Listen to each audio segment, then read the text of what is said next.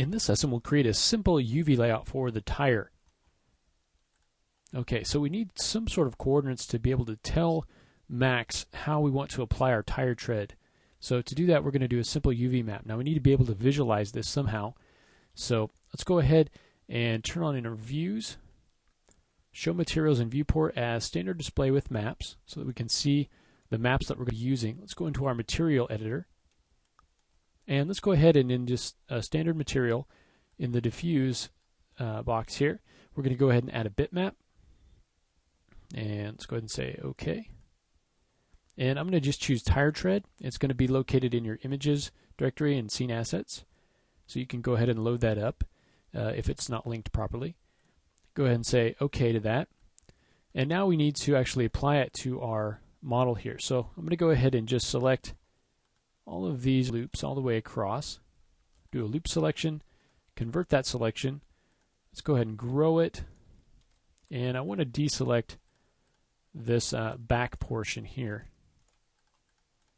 So I just want to apply this to the actual area where the tread is going to be. So let me go ahead and try to get all of these deselected. Let me get all those back.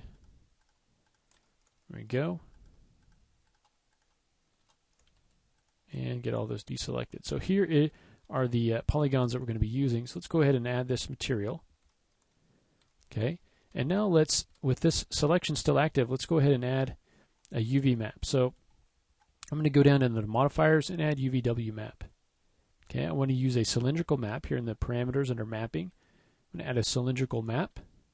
Okay. And we want it to be aligned in the Z. Okay, let me go ahead and shrink this down a little bit.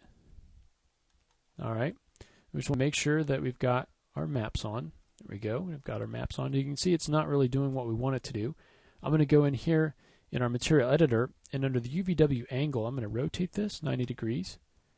Okay, and that's going to turn it the right direction. Now I'm going to turn down the U tiling of this to something like 0.5 or 0.3 maybe. That's a little bit too much. So just something a little bit more like that. All right. And we can turn off our tile in this direction.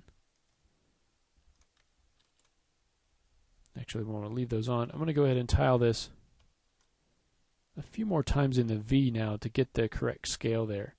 So I think something like that is going to look fine. And we're not going to be using this tire tread as a diffuse. We're actually going to be using it as a bump.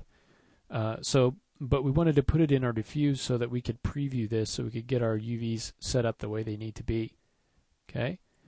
So once you have these the way that you want them, you can go ahead and just collapse that. And now we've got a usable UV map here. Okay, that we can go in and now use, and we can smooth this out.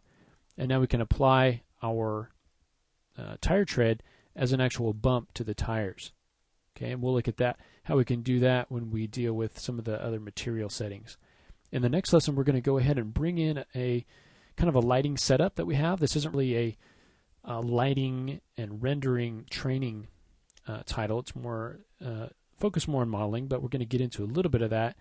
We'll change a few settings in our renderer. We'll show you how to kind of bring in an HDR image or actually replace it there, and where we can find that image. And so then we'll start to add things like car paint material and get the car rendered up and create kind of a nice final image for that. So we'll go ahead and begin that process in the next lesson.